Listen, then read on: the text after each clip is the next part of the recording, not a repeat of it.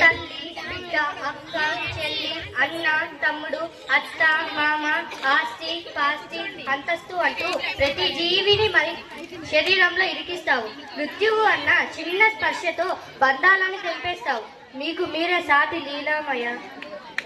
మానవ దేహం సందేహం, మానవ కాయం మాయం కావటం ఖాయం. తప్పదు నారద, సృష్టి ధర్మాన్ని ఎవరూ తప్పించలేరు. విధి ధర్మాన్ని తప్పించుకున్నామన్నా ఎవరూ తప్పుకోలేరు నారద.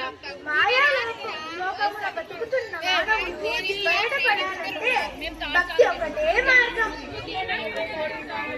స్వామి,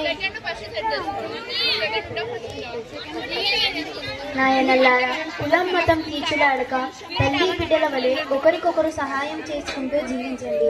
ఊపిరి పోయే వరకు ఊపిరి పోసే అమ్మా నాన్నలను వదలకండి, మరవకండి. సర్వే జనా సుఖినో భవంతు.